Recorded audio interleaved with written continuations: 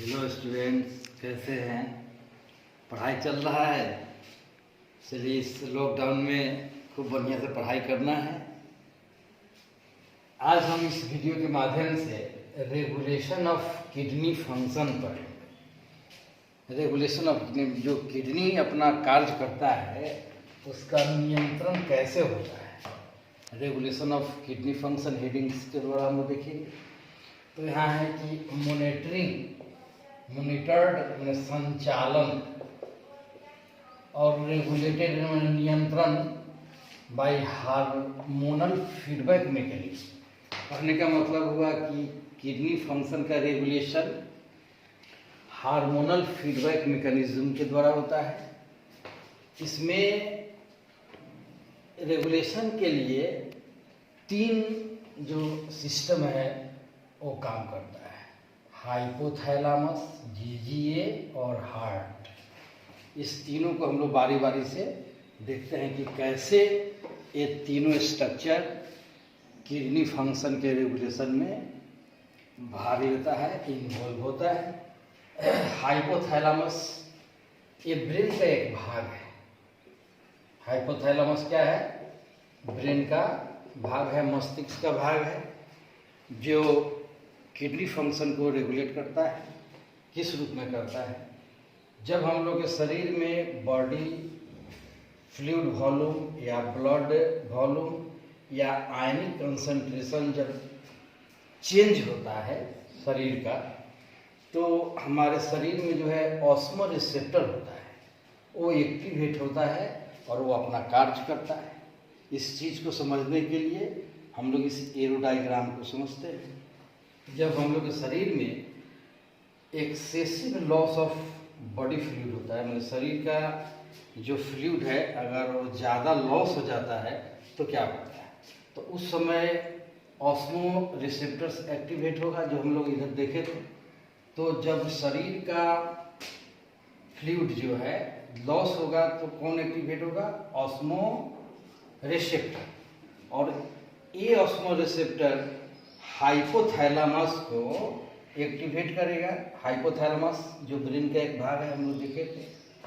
ये hypothalamus pituitary gland जो होता है, पिट्यूटरी ग्लैंड के न्यूरोहाइपोफाइसिस भाग को एक्टिवेट करता है, जो एडीएच या वैसोप्रेसिन हार्मोन का रिलीज करता है। और यह hormone reabsorption of water from later part of renal tubule, especially DCT, distal convoluted tubule के से वाटर अब्जॉर्प्शन को क्या करता है? बढ़ा देता है, जिससे बॉडी के अंदर फ्लूइड सुरक्षित रह जाता है, संरक्षित रह जाता है, और इस तरह से डायूरेसिस रुक जाता है। डायूरेसिस का मतलब होता है यूरिन के द्वारा जल का ज़्यादा निकलना। तो चूँकि हमारे शरीर में जल का कमी हुआ है, बॉडी फ्लूइड का लॉस हुआ है, इसलिए जो है वाटर लॉस को रोकना है और बॉडी के अंदर उसको रोकना है, डायूरेसिस को रोकना है। और डायूरेसिस के रोकने का काम कौन करता है? एडीएच वैसोप्रेसिन, जो हमारे पिट्यूटरी ग्लैंड से निकलता है। इस पिट्यूटरी ग्लैंड के जो न्यूरोहाइपोफाइसिस है उसको स्टिमुलेट करने के लिए हाइपोथैलेमस का अपना रोल है।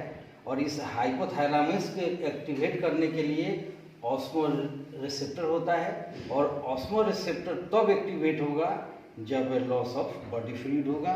इस तरह से बॉडी फ्लूइड के लॉस के वक्त डायूरेसिस किया जाता है और यूरिन के द्वारा ज़्यादा जल को निकलने नहीं दिया जाता है, और हमारे शरीर में जल का जो है आपूर्ति रहता है, क्षतिपूर्ति होते रहता है। एडीएच जो है पिट्यूटरी ग्लैंड के न्यूरोहाइपोफाइसिस के द्वारा निकलता है एडीएच। तो एडीएच का डायूरेसिस का कार्य तो है ही, उसके साथ साथ एक किडनी के फंक्शन के रेगुलेशन में एक ऐसा भी कार्य करता है। जैसे एडीएच का नेचर है कि वो वैसोकंस्ट्रिक्टर होता है, माने रक्त नली को सिकुड़ाता है। वैसोकंस्ट्रिक्टर का मतलब क्या होगा? रक्तनली को सिकुड़ाना। तो एडीएच या वैसोप्रेसिन हार्मोन्स जो है वैसोकंस्ट्रिक्टर होता है, वो रक्तनली को सिकुड़ाता है। रक्तनली को सिकुड़ाने से ब्लड प्रेशर क्या होता है, बीपी जो है बढ़ जाता है, और बीपी बढ़ने से ग्लोमेरुलर ब्लड फ्लो बढ़ जाता है, और ग्लोमेरुलर ब्लड फ्लो जब बढ़ेगा तो जीएफआर भी बढ़ जाएगा, ग्लोमेरुलर फिल्ट्रेट रेट बढ़ जाएगा। और इस तरह से जब हमारे नेफ्रॉन के अंदर, किडनी के अंदर जीएफआर ग्लोमेरुलर फिल्ट्रेट रेट कम हो जाता है तो एडीएच भी जो है उस जीएफआर को बढ़ा देता है। अब हाइपोथैलेमस के बाद में हमारा दूसरा जो स्ट्रक्चर है जेजीए, जक्स्टा ग्लोमेरुलर एपेरेटस। ये जो है एक विशेष प्रकार का सेंसिटिव क्षेत्र है, सेंसिटिव रीजन है, जो सेलुलर मॉडिफिकेशन के द्वारा बनता है। यह वहाँ बनता है जहाँ पर डीसीटी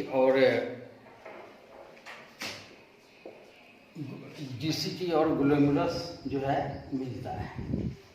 तो जेजीए किस तरह से रेगुलेट करता है किडनी फंक्शन को, इसके लिए हम लोग केस के द्वारा समझते हैं। अगर ग्लोमेरुलर ब्लड प्रेशर मतलब ग्लोमेरुलर ब्लड फ्लो फॉल करेगा, कम होगा, तब ग्लोमेरुलर बीपी कम होगा, और ग्लोमेरुलर बीपी कम होगा तो जीएफआर भी क्या हो जाएगा, कम हो जाएगा। उस दौरान ये जो है जेजी सेल को एक्टिवेट करेगा, और जेजी सेल रेनिन का जो है स्राव करेगा, रिलीज करेगा। ये रेनिन लीवर से निकलने वाले एंजियोटेंसिनोजेन को कन्वर्ट करता है एंजियोटेंसिन फर्स्ट में। इस एंजियोटेंसिन फर्स्ट को लंग से निकलने वाला एंजियोटेंसिनोजेन कन्वर्टिंग एंजाइम निकलता है, जो इस एंजियोटेंसिन फर्स्ट को एंजियोटेंसिन सेकेंड में बदल देता है। और ये एंजियोटेंसिन सेकेंड का 3 फंक्शन है। ये क्या करता है कि हाइपोथैलेमस को स्टिमुलेट करके प्यास को बढ़ाता है और ड्रिंकिंग को बढ़ाता है, जिससे ब्लड प्रेशर बढ़ जाता है। उसी तरह से इसका दूसरा कार्य है एंजियोटेंसिन सेकेंड का दूसरा कार्य, ये वैसोकंस्ट्रिक्टर होता है। वैसोकंस्ट्रिक्टर का मतलब हम लोग समझे थे कि रक्त नली को सिकुड़ाना, तो एंजियोटेंसिन सेकेंड वैसोकंस्ट्रिक्टर है, ब्लड वेसल्स को, रक्त नली को सिकुड़ा के ब्लड प्रेशर को बढ़ाता है। फिर इसका तीसरा कार्य, इस एंजियोटेंसिन सेकेंड का तीसरा कार्य कि ये जो है एल्डोस्टेरोन हार्मोन्स का स्राव करता है फ्रॉम एड्रिनल ग्लैंड।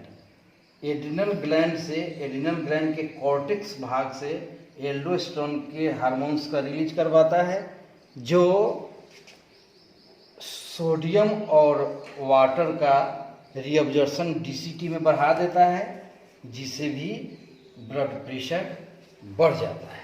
यह क्रिया उस समय होता है जब ब्लड प्रेशर फॉल किया रहता है।